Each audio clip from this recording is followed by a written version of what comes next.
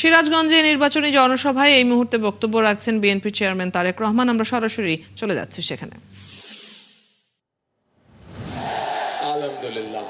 প্রিয় ভাই বোনেরা, এই সিরাজগঞ্জ এবং পাবনা আমরা জানি এখানে যেমন কৃষি আছে তেমন একইভাবে ছোট ছোট মিল কারখানাগুলো আছে, কিন্তু এই মুহূর্তে কৃষিকেও যেমন আমাদের টেনে উঠাতে হবে, কৃষক ভাইদের পাশে দাঁড়াতে হবে, একই সাথে লক্ষ লক্ষ তরুণ যুবকের কর্মসংস্থানের ব্যবস্থা করতে হবে।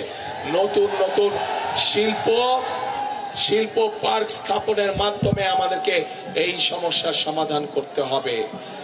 যেহেতু উত্তরাঞ্চল কৃষির সাথে জড়িত বেশি, কৃষিজীবী মানুষ এই উত্তরাঞ্চলে বেশি, সেই জন্য আমরা সেই ঠাকুরগাঁ থেকে পঞ্চগড় থেকে শুরু করে সিরাজগঞ্জ পর্যন্ত সমগ্র উত্তরাঞ্চলে আমরা কৃষি নির্ভর শিল্প গড়ে তুলতে চাই।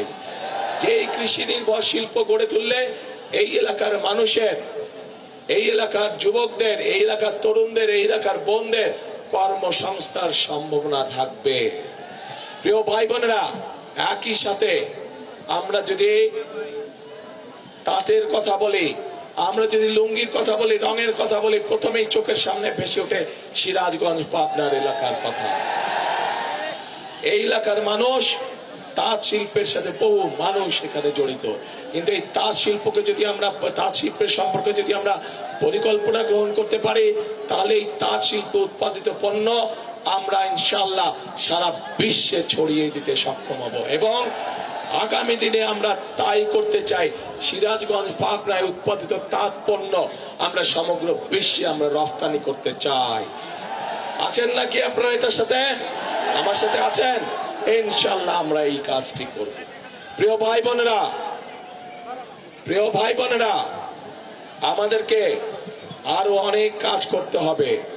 আমাদের মাদেরকে, আমাদের বোনদেরকে, তাদেরকে আমাদের স্বাবলম্বী করতে হবে। আমাদের দেশনেত্রী খালেদা জিয়ার সময় আপনাদের নিশ্চয়ই মনে আছে যে এই এলাকার সহ সারা বাংলাদেশে নারীদের শিক্ষা ব্যবস্থার জন্য উনি একটি পদক্ষেপ গ্রহণ করেছিলেন, এবং তারপরে ক্লাস 1 থেকে ক্লাস 12 পর্যন্ত মেয়েদের শিক্ষা ব্যবস্থা ফ্রি হয়ে গিয়েছে। যার সুবিধা আজও লক্ষ কোটি মেয়েরা পাচ্ছে, সুবিধা পাচ্ছে না। মেয়েদের শিক্ষা ব্যবস্থা ফ্রি, কিন্তু গত 20 বছর ধরে এই মেয়েরা আজ অনেকেই মাতে পরিণত হয়েছে, কিন্তু শিক্ষার আলো তাদের কাছে আছে। কিন্তু এখন আগামী বিএনপি সরকার, আপনাদের আগামী বিএনপি সরকার, আপনাদের আগামী ধানের শীষের সরকার এই মায়েদেরকে স্বাবলম্বী করে গড়ে তুলতে চায়, অর্থনৈতিকভাবে স্বাবলম্বী করে গড়ে তুলতে চায়। আমরা বাংলাদেশের প্রত্যেকটি মায়ের কাছে আমরা ফ্যামিলি কার্ড পৌঁছে দিতে চাই, যেই ফ্যামিলি কার্ডের মাধ্যমে ধীরে ধীরে আমরা মাদেরকে, গৃহিণীদেরকে আমরা পর্যায়ক্রমিকভাবে অর্থনৈতিকভাবে স্বাবলম্বী করে গড়ে তুলব ইনশাআল্লাহ। প্রিয় ভাই বোনেরা, আমরা কৃষক ভাইদের পাশে দাঁড়াতে চাই। বাংলাদেশের অধিকাংশ মানুষ কৃষির সাথে জড়িত। এই দেশে যদি কৃষক ভাইরা ভালো থাকে, তাহলেই একমাত্র সম্ভব বাংলাদেশকে ভালো রাখা, বাংলাদেশের মানুষকে ভালো রাখা। কৃষক ভাইরা সারাদিন হাড় ভাঙা পরিশ্রম করে, এবং তাদের পরিশ্রমের ফলেই সারা বাংলাদেশের মানুষ দুবেলা তিনবেলা ভাত খেয়ে বেঁচে থাকে। প্রিয় ভাই বোনেরা, এই কৃষক ভাইদের পাশে আমরা দাঁড়াতে চাই। তাদেরকে তাদের প্রয়োজনীয় সার, তাদের প্রয়োজনীয় কীটনাশক, তাদের প্রয়োজনীয় ফসলের বীজ আমরা তাদের হাতে ঘরে ঘরে পৌঁছে দিতে চাই, যাতে করে মধ্যখানে কোনো মধ্যস্বত্বভোগী বা ফড়িয়া যাতে কোনো সুবিধা না পায়। এবং সেই জন্যই কৃষক ভাইদের জন্য আমরা একটি কৃষক কার্ড দিতে চাই সকলকে, ঠিক যেভাবে মা বোনদের হাতে আমরা ফ্যামিলি কার্ড পৌঁছে দিতে চাই। প্রিয় ভাই বোনেরা, তরুণ সমাজের সদস্য, যুবকদের কর্মসংস্থানের কথা আমি আপনাদের সাথে সামনে বলেছি। বর্তমানে তরুণ সমাজের, যুব সমাজের বহু সদস্য আছে যারা আইটিতে কাজ করে। এই সিরাজগঞ্জ শহরেই আছে, এই পাবনা শহরেই আছে। তাদেরকে আমরা বিশেষভাবে ট্রেনিং দিতে চাই, যাতে করে তারা তাদের কর্মকাণ্ডে আরো ভালো করে ব্যবস্থা গ্রহণ করতে পারে। একইভাবে একইভাবে এই এলাকার বহু মানুষ বিদেশে যায়, কিন্তু বিদেশে যখন যায় তখন তাদের কোনো ট্রেনিং থাকে না। আমরা চাই সিরাজগঞ্জ এবং পাবনায় আমরা ট্রেনিং সেন্টার, ভোকেশনাল ইনস্টিটিউট তৈরি করব, যার ফলে আমরা আমাদের বেকার ভাইদেরকে সেখানে আমরা ট্রেনিং দিব। ট্রেনিং দিয়ে আমরা বিদেশে পাঠাতে চাই, যাতে করে তারা বিদেশে গেলে ভালো বেতনে কর্মসংস্থানের ব্যবস্থা করতে পারে। প্রিয় ভাই বোনেরা, বাংলাদেশে যেমন ডাক্তার দরকার, বাংলাদেশে যেমন ইঞ্জিনিয়ার দরকার, বাংলাদেশে যেমন আর্কিটেক্ট দরকার, ঠিক আমাদের ছেলে মেয়েদের মধ্যে থেকে আমরা ক্রীড়াবিদ তৈরি করতে চাই। এবং সেই জন্যই যেই ছেলে বা যেই মেয়ে যেই খেলায় ভালো, তাদেরকে আমরা খুঁজে খুঁজে বের করে আনতে চাই এবং বের করে নিয়ে এসে তাকে আমরা সেই খেলায় ট্রেনিং দিতে চাই যেই খেলায় সে ভালো, যাতে করে সে শুধু আন্তর্জাতিক নয়, শুধু জাতীয় পর্যায়ে নয়, আন্তর্জাতিক পর্যায়ে যাতে তারা দেশের জন্য সুনাম বয়ে নিয়ে আসতে পারে। প্রিয় ভাই বোনেরা, আমরা আরেকটি কাজ করতে চাই। বাংলাদেশের একটি শ্রেণীর মানুষ আছেন, যেই শ্রেণীর মানুষ আমাদের জন্ম থেকে মৃত্যু পর্যন্ত আমাদের সাথে সম্পৃক্ত থাকেন। বিভিন্ন সময় জীবনে চলার বাঁকে, বিভিন্ন কষ্টের সময়, বিভিন্ন দুঃখের সময় তারা আমাদেরকে মূল্যবান উপদেশ দেন। কিন্তু এই মানুষগুলোর অনেকেই অনেক কষ্টে থাকেন, অনেক কষ্টে দিনাপাত করতে হয়। এই মানুষগুলো কারা? এই মানুষগুলো হচ্ছে আমাদের বিভিন্ন মসজিদ, মাদ্রাসা সহ, মসজিদ মাদ্রাসার খতিব, ইমাম সাহেব সহ মুয়াজ্জিম সাহেবরা। শুধু তাই নয়, অন্য ধর্মেরও যারা ধর্মগুরু আছেন তারা এর মধ্যে পড়ে। আমরা চাই এই যে ইমাম সাহেব, খতিব সাহেব, মুয়াজ্জিম সাহেব সহ অন্য ধর্মের যারা ধর্মগুরু আছেন তাদের পাশে সহযোগিতার হাত বাড়িয়ে দিতে, তাদের জন্য সরকারের পক্ষ থেকে মাসিক একটি সম্মানের ব্যবস্থা করতে আমরা চাই। এখন প্রিয় ভাই বোনেরা, আপনাদের সামনে আমি ধানের শীষ 12 তারিখে আপনারা ধানের শীষকে বিজয় করলে 13 তারিখ থেকে ধানের শীষ এই কাজগুলো শুরু করবে ইনশাআল্লাহ। যে কাজগুলোর কথা আপনাদেরকে বলেছি, এর বাইরে তো দুই জেলার, সিরাজগঞ্জ এবং পাবনা জেলার ভেতরে রাস্তাঘাট গুলো নষ্ট হয়ে গিয়েছে, স্কুল কলেজ গুলো নষ্ট হয়ে গিয়েছে, ঠিকভাবে শিক্ষক নাই, উপজেলা হাসপাতাল গুলো ঠিকভাবে ডাক্তার, ঔষধ, নার্স নাই। সেগুলোর কাজে ইনশাআল্লাহ আমরা হাত দিব। কিন্তু এই কাজগুলো করতে হলে, এগুলো তো হচ্ছে বিএনপির পরিকল্পনা, বিএনপি কাজগুলো বাস্তবায়ন করবে, কিন্তু জনগণেরও তো একটি পরিকল্পনা থাকতে হবে। আমি আপনাদের কাছে জানতে চাই, আপনাদের কি পরিকল্পনা ভাই? হ্যাঁ, আপনাদের কি পরিকল্পনা? ধানের শীষে ভোট।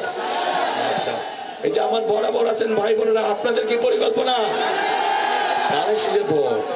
আচ্ছা, আমার বাম দিকে যারা আছেন, আপনাদের কি পরিকল্পনা? ধানের শীষে ভোট। আলহামদুলিল্লাহ, তাহলে কি সারা মাঠের সব মানুষের পরিকল্পনা ধানের শীষে ভোট? ইনশাআল্লাহ ধানের শীষে ভোট দিব আমরা এবং দেশ গঠনের কাজে হাত দিব আমরা। প্রিয় ভাই বোনেরা, কারণ দেশ আমাদেরকে অনেক দিয়েছে। এই দেশের জন্য 1971 সালে লক্ষ শহীদ জীবন উৎসর্গ করেছে এই দেশের স্বাধীনতা অর্জন করার জন্য। 2024 সালের 5ই আগস্ট, জুলাই মাসে বহু মানুষ নিজের জীবন উৎসর্গ করেছে সেই স্বাধীনতাকে রক্ষা করার জন্য।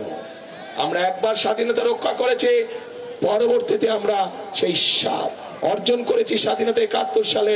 2024 সালে আমরা সেই স্বাধীনতাকে রক্ষা করেছি। এখন আমাদের সেই স্বাধীনতাকে, প্রিয় ভাই বোনেরা, অর্থবহ করে তুলতে হবে।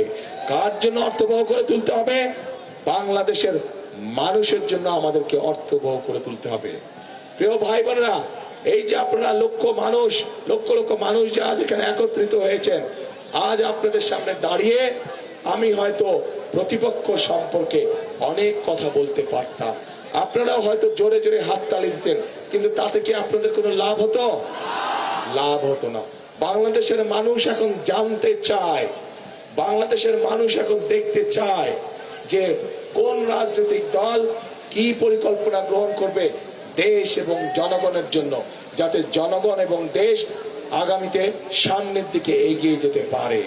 আমরা আপনাদের সামনে পরিকল্পনা দিয়েছি প্রিয় ভাই বোনেরা, বিএনপি আপনাদের সামনে পরিকল্পনা দিয়েছে এবং এই মুহূর্তে বিএনপি একমাত্র রাজনৈতিক দল যেই দলের অভিজ্ঞতা আছে কিভাবে দেশকে সুন্দরভাবে সামনের দিকে পরিচালিত করতে হয়।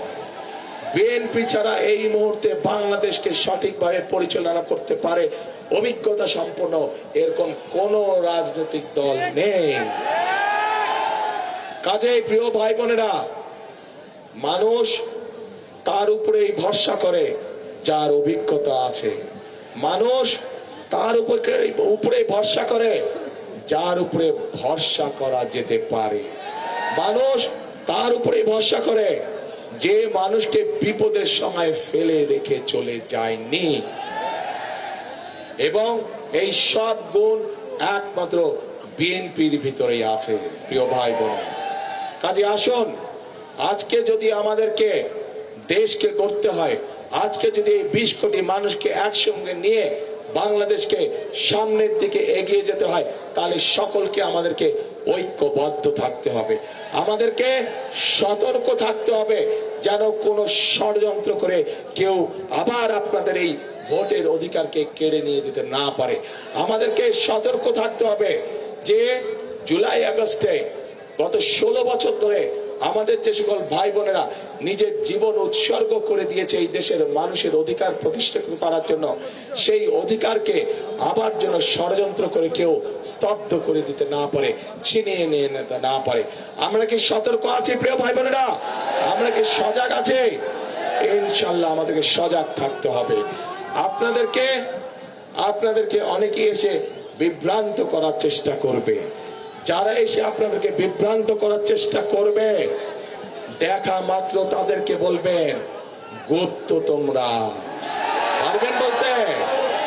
যারা এসে বিভ্রান্তিমূলক কথা ছড়াবে তাদের একটাই নাম, তারা হচ্ছে গুপ্ত। কারণ তাদেরকে গত 16 বছর আমরা দেখি নাই, তারা এদের সাথে মিশেছিল। যারা 5 তারিখে পালিয়ে গিয়েছে তাদের সাথে তলে তলে এরা মিশেছিল। কাজেই সেই স্বাধীনতার সময় থেকে 86 সাল থেকে 96 সাল থেকে সব সময় দেখবেন এরা সব একই সাথে ছিল, এপি তার ওপি। প্রিয় ভাই বোনেরা, আসুন প্রিয় ভাই বোনেরা, আমাদের সামনে শপথ একটাই। কি সেই শপথ? জনগণের রাজনৈতিক অধিকার প্রতিষ্ঠিত করা এবং এই বাংলাদেশকে শহীদদের প্রত্যাশিত বাংলাদেশে রূপান্তর করা, যেই বাংলাদেশে প্রত্যেকটি মানুষ নিরাপদে চলাচল করতে পারবে, যেই বাংলাদেশে প্রত্যেকটি নারী পুরুষ নিরাপদে বসবাস করতে পারবে, যেই বাংলাদেশে প্রত্যেকটি মানুষ নিরাপদে রাতে ঘরে ঘুমোতে পারবে। আমরা সেই রকম একটি বাংলাদেশকে গড়ে তুলতে চাই। কিন্তু সেই রকম বাংলাদেশকে যদি গড়ে তুলতে হয়, অবশ্যই বাংলাদেশের মানুষের জোরালো সমর্থন প্রয়োজন। এবং আমরা দৃঢ়ভাবে বিশ্বাস করি এই সমর্থন প্রতিবারের মতন এবারও ইনশাআল্লাহ বাংলাদেশের মানুষ ধানের শীষের পক্ষে রায় দিবে। ঠিক? তাহলে আসুন ভাই, কথা একটাই, কাজ একটাই। করব কাজ, কে করব কাজ? গর্ব দেশ, সবার আগে বাংলাদেশ। কাজে বাংলাদেশ যেহেতু সবার আগে, সেজন্য আমাদেরকে ঐক্যবদ্ধ থাকতে হবে, একসাথে কাজ করতে হবে, দেশকে গড়তে হবে।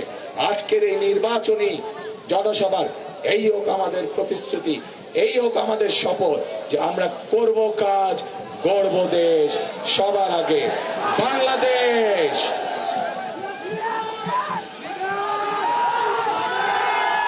প্রিয় ভাই বোনেরা, এখন এই এলাকা সহ সিরাজগঞ্জ এলাকা সহ পাবনা জেলায় যাদেরকে আমরা উন্নয়নের দায়িত্ব দিব, আপনাদের এলাকার উন্নয়নের দায়িত্ব দিব, মানুষকে দেখভাল করার দায়িত্ব দিব, যাদের হাতে আমরা ধানের শীষ তুলে দিয়েছি, সেই মানুষগুলোকে আপনারা চেনেন, জানেন। তারপরে আনুষ্ঠানিকভাবে আজকে আমি আপনাদের সামনে সেই মানুষগুলোকে পরিচয় করিয়ে দিচ্ছি।